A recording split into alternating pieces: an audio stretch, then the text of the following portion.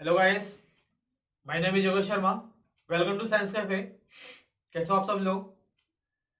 हम यहाँ पर अधिगम के सिद्धांत पढ़ रहे हैं अधिगम के अंतर्गत, और उन्हीं अधिगम के सिद्धांतों में सीरीज हमारी चल रही है, जिसमें कंटिन्यू कर रहे हैं आज एक नए सिद्धांत के रूप में, जिसको पुनर्वलन का सिद्धांत, रीइंफोर्समेंट थ्योरी जिसको आप कहते हो, जो कि क्लार्क हल के द्वारा दी गई है। तो चलिए आज की थ्योरी स्टार्ट करते हैं। इससे पहले आपने यदि अभी तक चैनल को सब्सक्राइब नहीं किया है तो चैनल को सब्सक्राइब करें, साथ ही साथ में अपने दोस्तों को भी शेयर कीजिए लिंक को। तो चलिए स्टार्ट करते हैं आज की ये थ्योरी, पुनर्वलन का सिद्धांत। क्या? पुनर्वलन का सिद्धांत। पुनर्वलन का सिद्धांत। ये जो पुनर्वलन का जो सिद्धांत है, ये सिद्धांत, इसके प्रवर्तक की मैं यहां पर बात करूं, ये सिद्धांत किसने दिया है? तो ये सिद्धांत जो है क्लार्क हल के द्वारा दिया गया है। किसके द्वारा? क्लार्क हल के द्वारा ये सिद्धांत दिया गया है, पुनर्वलन का सिद्धांत। यदि मैं बात करूं यहां पर स्थान की, तो ये जो क्लार्क हल है ये अमेरिका के निवासी हैं। कैसे? कहां के? अमेरिका के निवासी हैं।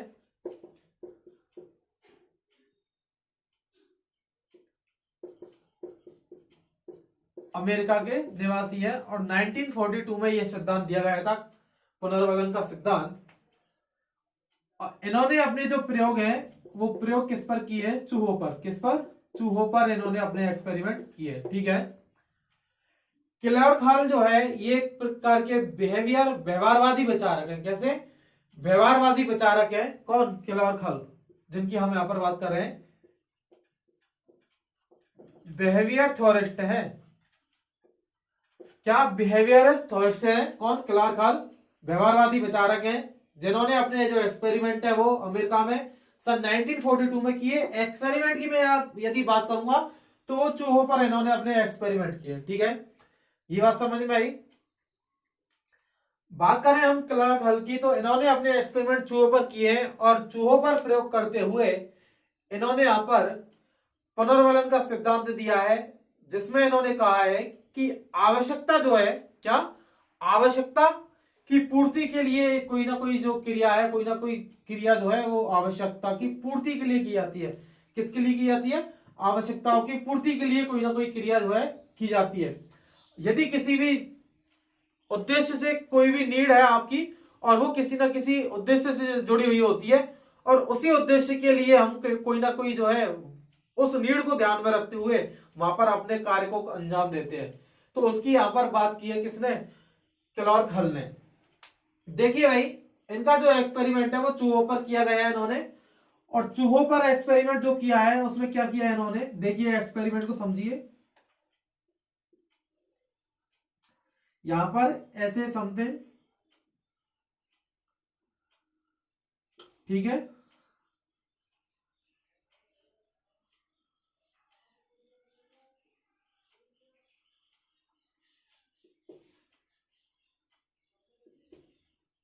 ऐसे समझो कि ये कोई एक भूल भुलैया टाइप है। ठीक है, यहां पर, और यहां पर आपको जो है, यहां पर इन्होंने कोई स्टिमुलस रखा है, जैसे कि भोजन जिसको हम कह सकते हैं। ठीक है, यहां से चूहों को क्या की है? एंट्री दी है। ठीक है, चूहों को यहां से एंट्री दी है, और चूहा जो है, भूखा चूहा जो है, वो जैसे ही इसमें एंट्री करेगा अंदर, तो उसको एक सुगंध आने लगेगी, और वो उस खुशबू को पहचानेगा जो कि भोजन की है। चूहा चाहेगा कि जल्दी से जल्दी वो है यहाँ इस स्थान तक पहुंचे। अर्थात कहने का मतलब यह है कि चूहे को नीड किस चीज की है? भोजन की। किसकी? भोजन की। अब ये इस भोजन को क्या करेगा? जल्दी से जल्दी पाना चाहेगा। तो नीड के प्रति जो है, नीड की पूर्ति के लिए जो है क्या होती है? क्रिया होती है, और वो उसका कोई ना कोई क्या होता है? टारगेट होता है, उद्देश्य जो है वो यहां पर हमको देखने को मिलता है। तो चूहे का टारगेट क्या है? भोजन को प्राप्त करना। ये अब जैसे ही इस मैसेज आएगा तो ये उस मार्ग को चुनेगा जहां से इसको जल्दी से खाना मिल सके। ठीक है, तो ये क्या है? उसकी क्रिया है चूहे की। किसके प्रति? अपने जो नीड है उसको, जो सॉरी, उसको जो आवश्यकता है, उस आवश्यकता के प्रति उसकी जो ये क्रिया है। अर्थात क्लार्क हल कहीं ना कहीं ये बात करते हैं, ये कहते हैं कि आवश्यकताओं की पूर्ति के लिए क्या होती है? क्रियाएं होती हैं। इनका ये जो पुनर्वलन का सिद्धांत है वो कहीं ना कहीं थॉर्नडाइक और पावलोव के नियम पर आधारित है। क्या? थॉर्नडाइक और पावलोव के नियम पर ये सिद्धांत जो है वो आधारित है। इन्होंने कोई नई बात नहीं कही है, इन्होंने बस सिर्फ एक बात कही है कि कोई भी जो क्रिया है वो आवश्यकताओं की पूर्ति के लिए होती है। किसके लिए होती है? आवश्यकताओं की पूर्ति के लिए। हर व्यक्ति की जो आवश्यकताएं हैं, हर व्यक्ति का जो नीड है वो अलग अलग हो सकता है और उस नीड के हिसाब से ही हम क्रियाएं करते हैं। ठीक है? आपका उद्देश्य साइकिल चलाना सीखना है तो आप उसी के संबंधित एक्टिविटीज करते हैं। आपका ये उद्देश्य यदि फुटबॉल खेलना है तो आप उससे संबंधित ही क्रियाएं करते हैं। अर्थात आवश्यकताएं जो है वो आवश्यकताएं हमारे उद्देश्य को कहीं ना कहीं क्या करती है? निर्धारित करती हैं और आवश्यकताओं की पूर्ति के लिए क्या होती है? क्रियाएं होती हैं। ठीक है? ये जो आवश्यकताएं हैं कहीं ना कहीं हमारे लिए खोज को जन्म देती है, डिस्कवरी को जो है कहीं ना कहीं जन्म देती है।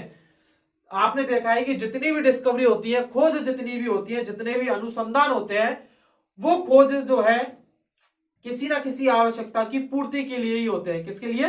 किसी ना किसी आवश्यकता की पूर्ति से ये जो सिद्धांत है, ये जो खोज है वो जुड़ती है। आवश्यकताएं चेंज होने पर, अर्थात आवश्यकता चेंज होने पर आपका जो उद्देश्य है वो भी आपका क्या होता है? चेंज हो जाता है। ठीक है?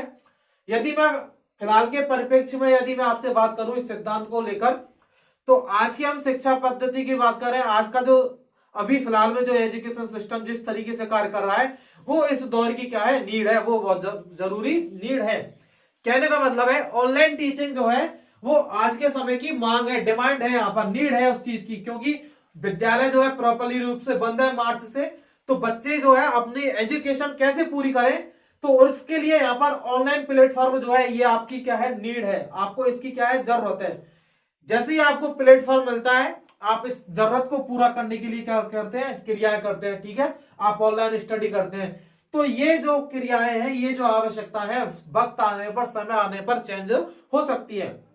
यदि एजुकेशन सिस्टम की बात करूं तो जैसे इस टाइम जो है कोरोना काल में कि बच्चों को उतना समय नहीं मिला सिलेबस को पूर्ण करने के लिए, तो अनेक प्रकार के जो माध्यमिक शिक्षा बोर्ड वगैरह जितने भी है, इन्होंने बच्चों के जो सिलेबस जो है, उनका जो पाठ्यक्रम जो है, और उसमें कहीं ना कहीं क्या किया है? कटौती की है। क्या किया है? कहीं ना कहीं कटौती की है। इसका मतलब ये आज के परिप्रेक्ष्य को ध्यान में रखी हुई ये चेंज किया गया है, ये आवश्यकता थी, क्योंकि पूरा कंप्लीट सिलेबस बच्चे नहीं पढ़ पाते, इसलिए आवश्यकता क्या थी? सिलेबस को कम करना। अब यहाँ पर आवश्यकता की पूर्ति जैसे हो गई है, बच्चों का सिलेबस निर्धारित हो गया है, तो बच्चे इस सिलेबस को ध्यान में रखते हुए इस आवश्यकता के अनुसार ही क्या कर रहे हैं? अपने जो है अपना पाठ्यक्रम जो है उसको कंप्लीट करेंगे। ठीक है?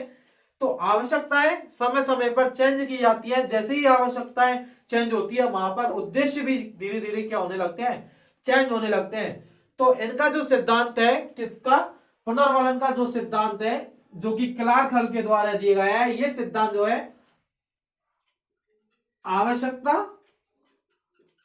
व उसकी पूर्ति से संबंधित है। क्या? आवश्यकता और उसकी पूर्ति। जैसे कि आपको किस चीज की आवश्यकता है और उस आवश्यकता की पूर्ति को, उस आवश्यकता को पूर्ण करने के लिए हम क्या करते हैं? क्रियाएं करते हैं। ठीक है? यह आवश्यकता हमारे उद्देश्यों पर भी निर्भर करती है। किस पर? हमारा जो टारगेट है, हमारे जो उद्देश्य है, ये उद्देश्य जो है किस पर निर्भर करते हैं? आवश्यकताओं पर ही निर्भर करते हैं। अर्थात आपको किसी चीज की आवश्यकता है तो आप उस चीज की आवश्यकता को समाप्त करने के लिए, पूर्ण करने के लिए ही क्या करते हैं? हम क्रियाएं करते हैं। आवश्यकता के अनुसार क्रियाएं जो है वो आपकी चेंज होती है। जैसे मैं यहां पर कह रहा था थॉर्नडाइक की, थॉर्नडाइक ने क्या किया? स्टिमुलस लिया और देन क्या हुआ? रेस्पॉन्स। अर्थात जैसे ही उद्दीपक आता है तो तुरंत रूप से क्या होती है? क्रियाएं होती है। क्या होती है? क्रियाएं होती हैं। अर्थात कहने का मतलब ये है यहाँ पर इस सिद्धांत में कि जैसे ही आपको कोई आवश्यकता दिखी, ठीक है, क्या? कोई आवश्यकता दिखी और जैसे ही आवश्यकता आई आपके सामने तो आपने क्रिया करना क्या किया? स्टार्ट किया। ठीक है? बात आई समझ में? नौकरी लगना आपके लिए नीड है, आपकी आवश्यकता है, तो उस आवश्यकता के लिए जो क्रिया होगी वो क्या है? आपकी पढ़ाई करना। ठीक है? तो जैसे ही वैकेंसी नजदीक आ रही है, आपकी जो ये क्रिया जो है वो धीरे धीरे क्या हो रही है? बढ़ती जा रही है। क्या? आप पहले 2 घंटे नहीं पढ़ते थे, अब आप 4 घंटे पढ़ने लगे हो। अर्थात आपको अपनी आवश्यकता दिखाई दे रही है कि मुझे नौकरी की चाहत है, तो आपने जो क्रिया है उसको यहां पर क्या किया? वहां पर बढ़ाया। अर्थात आवश्यकता की पूर्ति के लिए ही क्या होती है, क्रिया होती है। तो यहाँ पर स्टिमुलस जो है, उद्दीपक जो है, यहाँ पर सॉरी उद्दीपक जो है, उद्दीपक के देखते ही क्या हो रही थी, रेस्पॉन्स हो रहा था। यदि मैं यहाँ पर थॉर्नडाइक से इसको जोड़ू तो उद्दीपक क्या है हमारे लिए, रीड। ठीक है, रीड क्या है, बहुत बड़ा उद्दीपक है और इस उद्दीपक के अनुसार हमारी क्या हो रही है, रेस्पॉन्स हो रही है, क्रिया हो रही है। ठीक है, यदि उद्दीपक यदि नहीं होता है, रीड की यदि एग्जाम नहीं आती है तो हम कहीं ना कहीं यहाँ पर स्लो होते हैं, अर्थात हमारे जो पढ़ने की जो स्पीड है वो कहीं ना कहीं कम होती है। जैसे ही उद्दीपक देखा तो उद्दीपक देखते ही, स्टिमुलस देखते ही रेस्पॉन्स जो है वो बहुत ज्यादा देखने को मिलता है। इसी प्रकार जैसे ही आवश्यकताएं देखती है, आवश्यकताओं के अनुसार यहाँ पर क्रियाएं करने को हमें देखने को मिलती है। तो ये किसका सिद्धांत है, पुनर्वलन का सिद्धांत, रीइंफोर्समेंट थ्योरी। तो यहां पर मैं यदि आपसे बात करूं, आवश्यकताएं जो है, क्या आप आवश्यकताएं जो है, ये जो आवश्यकताएं है वो आपके लिए कहीं ना कहीं रीइंफोर्समेंट का काम भी कर सकती है, पुनर्वलन का। रीड क्या है आपके लिए, एक प्रकार का रीइंफोर्समेंट है। ठीक है, इसलिए इसको पुनर्वलन से भी, पुनर्वलन का सिद्धांत भी कह दिया गया है क्लार्क के द्वारा। तो आपको याद रखना है इस सिद्धांत। ठीक है, आवश्यकता को कोई क्रम नहीं है, वो समय के अनुसार जो है, जैसे ही परिस्थितियां होती हैं, परिस्थितियों के अनुसार ही आपकी जो नीड है, आपकी जो नेसेसिटी जो है वो कहीं ना कहीं हमको चेंज होने को देखने को मिलती है। ठीक है, मैं इस थ्योरी की जो है शिक्षा में महत्व की यहां पर बात करूंगा कि शिक्षा में इस थ्योरी का क्या महत्व है, ये चीज आपको समझ में आ गई होगी। शिक्षा के परिप्रेक्ष्य में हम इस थ्योरी को यदि देखना चाहें कि शिक्षा में इस थ्योरी को कैसे अप्लाई कर सकते हैं, तो शिक्षा में मैं महत्व की यहां पर बात करूंगा आपसे। शिक्षा में महत्व, शिक्षा में महत्व को आप, शिक्षा में महत्व, इंपॉर्टेंस इन एजुकेशन में यदि इस सिद्धांत की हम बात करें तो इस सिद्धांत बहुत ज्यादा इंपॉर्टेंट होता है, क्योंकि ये वास्तविकता से जुड़ा हुआ सिद्धांत है। क्या, वास्तविकता से जुड़ा हुआ सिद्धांत है। और इसमें मैं यहाँ पर बात करूं, हमारी वार्षिक योजना जो है, एनुअल प्लानिंग जो है, यूनिट प्लानिंग जो है, वो कहीं ना कहीं इसी चीज का हिस्सा है, जहां पर हमें कुछ आवश्यकताएं होती हैं और उन्हीं आवश्यकताओं के अनुसार जो है वो योजनाएं जो है वो कहीं ना कहीं तैयार की जा सकती है। हमारा जो एजुकेशन सिस्टम है वो आवश्यकताओं के अनुसार ही कार्य करता है। पाठ्यक्रम जो है, पाठ्यक्रम, करिकुलम जिसको आप कहते हो, ये जो पाठ्यक्रम है, ये पाठ्यक्रम बच्चों की आवश्यकताओं को ध्यान में रख के ही निर्धारित किया जाता है। ठीक है, पाठ्यक्रम जो है वो हमारा बच्चों की आवश्यकताओं को ध्यान में रखकर तैयार किया जाता है। विषय वस्तु में होने वाले संशोधन, क्या, विषय वस्तु में होने वाले संशोधन, मैंने अभी आपको एग्जांपल दिया कि आपका जो सिलेबस है वो अभी के लिए कम किया गया है। क्यों, क्योंकि एक तो टाइम इतना नहीं है, इसलिए विषय वस्तु में समय पर होने वाला जो संशोधन है, होता है ना आपका जो हर 4 या 5 साल में जो आपका सिलेबस चेंज होता है कुछ थोड़ा, वो जो चेंज है वो कहीं ना कहीं आपकी आवश्यकताओं को लेकर जो है उसमें किया जाता है। जैसे कि आपने अभी तक कोरोना जो है, इस साल से पहले कोरोना को आप किताबों में नहीं पढ़ रहे थे, लेकिन जैसे ही सिलेबस चेंज होगा ये जो कोरोना वाला जो टॉपिक है ये आपको बुक में जो है आपको देखने को मिलेगा, क्योंकि आवश्यकताएं चेंज हुई है। हर मतलब पाठ्यक्रम में इस चीज को ऐड करने का मतलब क्या है कि हर बच्चा जो है वो इस रोग के बारे में अच्छे से जान सके कि इसके हानिकारक प्रभाव क्या है, ये बीमारी कैसे फैलती है, इस वायरस के कौन कौन से सिम्टम्स होते हैं। तो इन चीजों के बारे में बच्चों को अवगत कराने के लिए ये जो है चीजें समय समय पर जितने भी करंट से जुड़ी हुई चीजें हैं वो हमारे सिलेबस में कहीं ना कहीं हमें देखने को मिलती है। ठीक है, अगली मैं बात करूं तो आपके यदि कक्ष में यदि चेंज हो रहा है, किसमें, कक्ष में चेंज हो रहा है, तो ये चेंज भी आपका क्या है, आवश्यकता के अनुसार है। जैसे हो सकता है कि आपका जो सिटिंग जो रूम है, आपका जो कक्ष जो है, क्लासरूम जो है, उसमें हो सकता है कि गर्मियों में आपको किसी अलग रूम में बैठाया जाता हो और सर्दियों में आपको किसी और रूम में बैठाया जाता हो। क्यों, क्योंकि वहां पर एनवायरमेंट, एटमॉस्फेयर जो है वो हमें यहाँ पर क्या करता है, प्रभावित करता है। जब भी कोई प्रभावित वाली चीज होती है तो कंडीशन वहां पर क्या हो जाती है, चेंज हो जाती है, अर्थात आवश्यकताएं चेंज होती है। आवश्यकताएं चेंज होने पर कई बार आप स्कूल में जो है, स्कूल की छत पर आप धूप में गए होंगे पढ़ने, ठीक है, वो उस टाइम की क्या है, आवश्यकता है। आवश्यकताएं चेंज होने पर क्रियाएं भी क्या होती है, चेंज होने लगती हैं। ठीक है, बात आ रही है ना समझ में। तो कक्ष में आप जो बैठते हो वो सिटिंग प्लान जो है वो समय समय पर चेंज किया जाता है, वो भी किसका किसका ही कारण है, आवश्यकता का। क्या? आवश्यकता का कारण है। तो ये सिद्धांत जो है कहीं ना कहीं आवश्यकता और उसकी पूर्ति से जो है कहीं ना कहीं जुड़ता है। तो यहाँ पर हमने यहाँ पर इसकी शिक्षा में इंपॉर्टेंस की इस सिद्धांत की बात की। ठीक है, बात आ रही है ना समझ में आपको? अच्छा, इस सिद्धांत के उपनामों के बारे में भी बताना है आपको। उपनाम कौन कौन से हैं सिद्धांत के, क्योंकि कई बार उपनामों में से क्वेश्चन पूछा जाता है। हाँ, आप याद रख लेना, एक क्लार्क हल जो है, इन क्लार्क हल की एक थ्योरी, एक सॉरी बुक है, और उस बुक का नाम यहाँ पर देखते हैं हम कि क्लार्क हल ने अपनी एक बुक लिखी थी, और उस बुक का नाम है प्रिंसिपल ऑफ बिहेवियर। क्या? प्रिंसिपल ऑफ बिहेवियर जो है, मैं लिख देता हूं यहां पर, प्रिंसिपल ऑफ बिहेवियर। ये पुस्तक जो है क्लार्क हल की पुस्तक है। किसकी? हल की पुस्तक है, जो कि इन्होंने लिखी है। कई बार हो सकता है कि बुक का नाम देकर आपको जो है मनोवैज्ञानिक का नाम कई बार पूछा जाता है, इसलिए आपको याद रखना है। प्रिंसिपल ऑफ बिहेवियर ये क्लार्क हल के द्वारा दी गई पुस्तक है। अब हम बात करते हैं इनके उपनामों की। तो उपनाम में आपको याद रखना है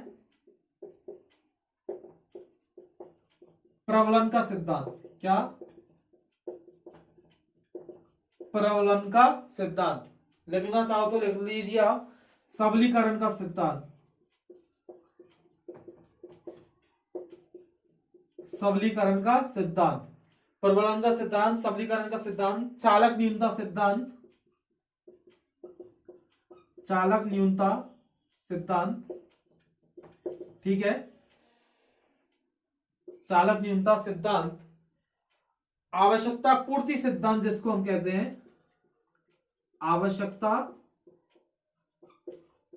पूर्ति सिद्धांत।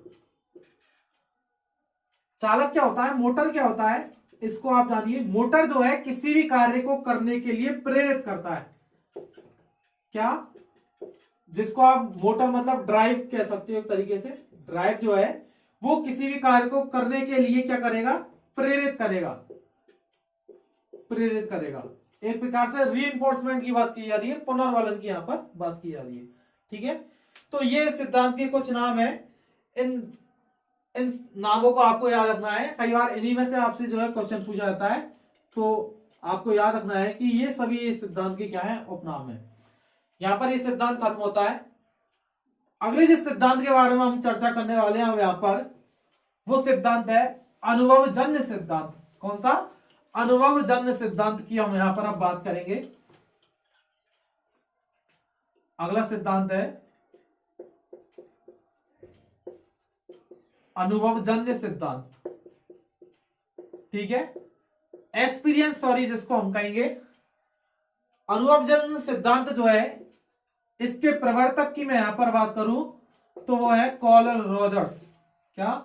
लिख देता हूं मैं, कॉल रोजर्स अनुभवजन्य सिद्धांत के प्रवर्तक हैं। इनका जो सिद्धांत है, इन्होंने अपने सिद्धांत में कहा है कि बच्चा जो है वो एक्सपीरियंस के थ्रू ज्यादा सीखता है। क्या? एक्सपीरियंस के थ्रू ज्यादा सीखता है। जैसे कि हम जो हिस्ट्री पढ़ते हैं, ठीक है, उसमें कौन से राजा ने कब युद्ध किया, कौन सी जगह युद्ध किया, कौन से महल में किया। ठीक है, एक तो ये चीज होती है, हम उसको किताबों में पढ़ रहे हैं, ठीक है, थ्योरेटिकल रूप से पढ़ रहे हैं। लेकिन यदि इसी भी चीज को हम विजुअल करके देखें, शैक्षिक भ्रमण जो होता है वो हमारा इसी से जुड़ता है। मैं अभी इसको बताऊंगा आपको। तो यदि हम किसी भी चीज को देख रहे हैं, ठीक है, जैसे कि आप जो है आमेर घूमने गए, ठीक है, आमेर आप घूम के आए, फिर आपने जो है आमेर के बारे में पढ़ा, तो उस चीज को हम ज्यादा दिनों तक क्या कर सकते हैं? याद रख सकते हैं। उसको हम कभी भूलेंगे नहीं। वो हमारे एक्सपीरियंस से जुड़ता है। किससे जुड़ता है? एक्सपीरियंस से। तो एक्सपीरियंस मतलब अनुभवजन्य सिद्धांत जो है यहाँ पर कॉल रॉजर्स के द्वारा दिया गया है, जिसमें सबसे महत्वपूर्ण बात है, ये जो सिद्धांत है ये लर्निंग बाय डूइंग। क्या? लर्निंग बाय डूइंग कहने का मतलब यह है कि करके सीखने का सिद्धांत। क्या? करके सीखने का सिद्धांत भी इसको आप कह सकते हो, क्योंकि ये जो है करके सीखने पर ज्यादा ध्यान देता है, अर्थात किसी भी चीज को हम यदि कर लेते हैं तो उसको सीखने में जो है ज्यादा प्रॉब्लम्स नहीं होती है। जितने भी एक्सपेरिमेंट जो होते हैं, जितनी भी डिस्कवरी जो होती है, वो करके सीखने के सिद्धांत पर ही आधारित होती है। साइंस इसी पर बेस्ड होती है। साइंस में थ्योरेटिकल कुछ नहीं होता, सारी चीजें प्रैक्टिकल होती है। प्रैक्टिकल यदि किया है, लर्निंग बाय डूइंग, करके सीखने का सिद्धांत जो है, इसी को आप एक्सपीरियंस थ्योरी भी कहते हो, अनुभव जन्य का सिद्धांत जिसको हम कहते हैं। सीखने वाली जितनी भी क्रियाएं होंगी, ये क्रियाएं जो है प्रत्यक्ष रूप से होती हैं। कैसी होती हैं? प्रत्यक्ष। अप्रत्यक्ष विजुअल होती है, सारी चीजें देखने योग्य होती है। अनविजिबल कुछ भी नहीं होता है यहाँ पर, प्रत्यक्ष रूप से सारी क्रियाएं जो होती हैं। ठीक है, तो अनुभवजन का सिद्धांत लर्निंग बाय डूइंग के मेथड पर जो है कहीं ना कहीं बहुत ज्यादा अप्लाई करता है। छोटा सा सिद्धांत है लेकिन इंपॉर्टेंट है, क्योंकि साइंस में जो है इसी मेथड का जो है ज्यादा यूज किया जाता है। तो यहाँ पर कार्ल रॉजर्स कहते हैं कि जो कोई भी जो चीज है उसको आप यदि करके यदि सीखते हो तो वो जो चीज है वो ज्यादा दिनों के लिए या लाइफ टाइम के लिए कहीं ना कहीं हमें स्टेबल दिखाई देती है। किसने कहा है? कार्ल रॉजर्स ने। शैक्षिक भ्रमण जो है, क्या? शैक्षिक भ्रमण, ये शैक्षिक भ्रमण यही से जुड़ता है। इसको टीचिंग में भी अप्लाई कर सकते हैं, इसको अनुभवजन्य सिद्धांत को, क्योंकि बच्चे शैक्षिक भ्रमण के लिए आते हैं। जैसे कि रणथंभौर ले जाया गया, आपने सेंचुरी घूमी, तो वहां पर जो जीव देखे हैं, जो आपने कुछ देखा है, वो आपका कैसा है? एक्सपीरियंस है। आपने इस चीज को ग्रहण किया है। ठीक है, कैसे? प्रत्यक्ष रूप से ग्रहण किया है। आपको कोई फिल्म नहीं यहाँ पर दिखाई नहीं गई है। ठीक है, तो आपने खुद ने यहाँ पर प्रत्यक्ष रूप से इस चीज को देखा है, एक्सपीरियंस किया है। तो आपने जब खुद इस चीज को एक्सपीरियंस किया है तो आपने करके सीखा है। वहां पर क्या करके सीखा है? एक बालक को बोला जा रहा है कि किसी भी कार्य को करने के लिए बोला जा रहा है, तो बालक उस एक्टिविटी को क्या करता है? उस एक्टिविटी को करता है। अब जो उसने किया है वो बालक उस चीज को आसानी से क्या करेगा? लर्न कर पाएगा। ठीक है, यदि इसी बालक को हम बोला जाए कि तुम किताबों में पढ़ो और फिर करो, तो वो चीज पॉसिबल नहीं। पहले करना और फिर सीखना। करने के बाद जो है प्रैक्टिकली जो चीजें होती हैं, वो प्रैक्टिकल करने के बाद तुरंत ही समझ में आ जाती हैं। तो यहाँ पर लर्निंग बाय डूइंग का जो प्रोसेस है वो बहुत ज्यादा अप्लाई होता है। आपको याद होना है किसका सिद्धांत है? अनुभवजन्य सिद्धांत है कार्ल रॉजर्स का, जो कि कहीं ना कहीं पर्यटन विधि भी इसी से जुड़ती है। ठीक है, हाँ, आप याद रखना, पर्यटन विधि। आप कहीं भी भ्रमण पर जाते हो, भ्रमण पर जाना आपका डूइंग है, करना है। आप यहाँ पर जाकर कुछ कर रहे हो। ठीक है, शैक्षिक भ्रमण भी हमारा इसी से जुड़ता है। तो अनुभवजन्य सिद्धांत आपको समझ में आ गया। एक्सपीरियंस थ्योरी जिसको हम कहेंगे, आप चीजों को खुद करते हो, खुद से करते हो, फिर सीखते हो, तो ये अनुभवजन्य सिद्धांत का ही हिस्सा है। यहाँ पर प्रत्यक्ष अनुभव को जो है बहुत ज्यादा इंपॉर्टेंस ही दी गई है। ठीक है, आपको इतनी चीजें समझ में आ रही है। अब अगला एक सिद्धांत है, उस सिद्धांत के बारे में मैं यहाँ पर आपसे बात करना चाहूंगा, जिसको मैं चिन्ह सिद्धांत कह रहा हूं। क्या? चिन्ह सिद्धांत। चिन्ह सिद्धांत छोटे छोटे सिद्धांत हैं, इसलिए एक ही वीडियो में इनको हम कंप्लीट करते हैं। अगला है चिन्ह सिद्धांत। चिन्ह सिद्धांत, ये जो सिद्धांत है टॉलमैन के द्वारा दिया गया है। किसके द्वारा? टॉलमैन के द्वारा ये सिद्धांत दिया गया है। ठीक है, इन्होंने चिन्ह सिद्धांत दिया, जिसको हम साइन थ्योरी भी बोल सकते हैं। ठीक है, चिन्ह सिद्धांत दिया किसने? टॉलमैन ने। यहां पर ये जो टॉलमैन है, गेस्टाल्टवादी विचारक है। कैसे? गेस्टाल्टवादी विचारक हैं टॉलमैन। लेकिन इनके इस एक्सपेरिमेंट की यदि बात की जाएगी तो ये कहीं ना कहीं कॉग्निटिव थ्योरी से जुड़ता है। क्या? कॉग्निटिव थ्योरी से जुड़ता है, संज्ञान से जुड़ता है, क्योंकि यहां पर सिंबल्स की बात की जा रही है, चिन्हों की बात की जा रही है। ठीक है, तो ये कहीं ना कहीं कॉग्निशन से जुड़ेगा चीजें। लेकिन टॉलमैन की हम बात करेंगे तो टॉलमैन जो है वो गेस्टाल्टवादी विचारक है। कैसे है? गेस्टाल्टवादी विचारक है, लेकिन सिद्धांत जो है वो कैसा है? संज्ञानवादी है, क्योंकि चिन्हों को जो है हम संज्ञान के द्वारा ही समझ सकते हैं। किसके द्वारा? संज्ञान के द्वारा समझ सकते हैं। चिन्हों का यदि हम बात करें तो चिन्हों का जो है बहुत ज्यादा इंपॉर्टेंस होता है। कई जगह पर हम सिंबल्स के माध्यम से ही उस जो सिंबल है, वो जो संकेत है, वो जो साइन जो है, उस साइन के आधार पर ही अपनी जो है संज्ञान जो है, अपना ज्ञान जो है उसको हम विकसित करते हैं। ठीक है, चिन्हों का जो उपयोग है यातायात में किया जाता है। किसमें? यातायात में। यातायात नियम में जितने भी साइन है, उन साइनों की के कॉग्निशन की वजह से ही हम जो है ट्रैफिक जो रूल है उनको कहीं ना कहीं हम पालना करते हैं। ठीक है, रेड लाइट, ठीक है, ग्रीन लाइट, ये सभी क्या है? सिंबल है। क्या है? सिंबल। इन सिंबल की रेड लाइट होने पर हमारा रुकना, ये कहीं ना कहीं क्या है? चिन्ह सिद्धांत का ही उदाहरण है। किसका? चिन्ह सिद्धांत, जो कि किसने दिया है? टॉलमैन ने। छोटा सिद्धांत है लेकिन बहुत ज्यादा इंपॉर्टेंट है। आज की यदि एजुकेशन में हम बात करें, शिक्षा में इस सिद्धांत का बहुत ज्यादा महत्व है। ठीक है, सेना में जो है, सेना में गुप्त भाषा का प्रयोग, सेना में गुप्त भाषा का प्रयोग जो है ये कहीं ना कहीं इसी सिद्धांत से जुड़ता है। और ये जो चिन्ह है किसी विशेष उद्देश्य के लिए दिए जाते हैं। क्या? किसी विशेष उद्देश्य के लिए ये चिन्ह दिए जाते हैं। जैसे कि सर्जिकल स्ट्राइक अभी तक हुई थी, तो सेना के द्वारा जो है कुछ कोड बनाए जाते हैं और उन कोडों के माध्यम से ही उस जो उद्देश्य है उस उद्देश्य को पूरा किया जाता है। क्या सामान्य लैंग्वेज में बात नहीं कर सकते? कर सकते हैं, लेकिन हो सकता है कि कई बार जो है यदि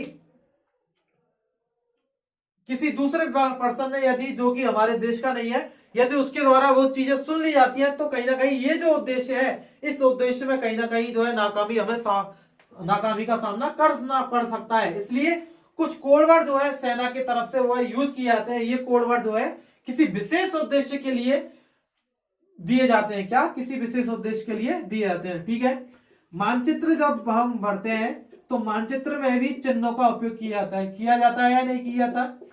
तो ये जो चिन्ह है, जैसे रिवर्स को यदि शो करना है तो उसका चिन्ह अलग होगा। ठीक है, यदि पहाड़ों को यदि शो करना है तो उसका चिन्ह कुछ अलग होगा। ठीक है, समुद्रों को यदि शो करना है तो उसका सिंबल अलग होगा। यदि जलधारा को शो करना है तो उसका सिंबल यदि होगा। किसी स्टेट को यदि शो करना है तो उसका सिंबल अलग होगा। तो प्रत्येक जो चीज है उस चीज के लिए सिंबल क्या है? अलग अलग है। और उसी सिंबल के हिसाब से हम क्या करते हैं? कॉग्निशन करते हैं। संज्ञान जो है वो संज्ञान हमारे माइंड में कहीं ना कहीं बनता है। किसी विशेष चीज के लिए वो संज्ञान बनता है। तो ये सारी चीजें किससे जुड़ती है? टॉलमैन के चिन्ह सिद्धांत से कहीं ना कहीं जुड़ती है। समझ में आ रहा है ना? चिन्हों के अभाव में पढ़ना और लिखना भी आजकल जो है संभव नहीं है। मैथ जो है आपकी, मैथ जो सब्जेक्ट है ये चिन्हों पर आधारित है। क्या? चिन्हों पर आधारित है। ये क्या है? पाई, आप जानते हो, ये एक प्रकार का सिंबल ही है, साइन ही है। ये क्या है? क्वेश्चन मार्क, आप जानते हो, ये एक प्रकार का सिंबल है। क्या है? ये पॉइंट है, ये भी एक प्रकार का साइन ही है। ठीक है, तो आज की यदि एजुकेशन में हम बात करें तो सिंबल्स का जो है बहुत ज्यादा, साइंस का जो है इनका बहुत ज्यादा यूज किया जाता है, जो कि टॉलमैन के चिन्ह सिद्धांत से जुड़ता है। ठीक है, बात आ रही है चीज समझ में? यदि पूछा जाए यातायात नियमों में सिंबल्स का जो उपयोग है वो टॉलमैन के चिन्ह सिद्धांत से जुड़ता है। जहां पर भी चिन्हों का यदि उपयोग किया है तो आपको टॉलमैन को जो है याद रखना है। वो सारी चीजें इसी थ्योरी से जुड़ती है। एजुकेशन में बहुत ज्यादा इंपॉर्टेंस है, मैंने बताया मानचित्र में। ठीक है, यातायात नियम जो हम पढ़ते देखते हैं। यदि मैं बात करूं आपको, मैथ जो सब्जेक्ट है, मैथ में हम यूज करते हैं। ठीक है, साइंस में भी बहुत सारे साइन का यूज करते हैं। जैसे कि ये साइन है एक, ठीक है, एक ये साइन है, ये साइन है। इन साइनों को हम यूज करते हैं और यहीं से हमारा कॉग्निशन बनता है, संज्ञान बनता है। ठीक है, तो ये चिन्ह सिद्धांत जो है आपको याद रखना है, जो कि किसके द्वारा दिया गया है? टॉलमैन के द्वारा दिया गया है।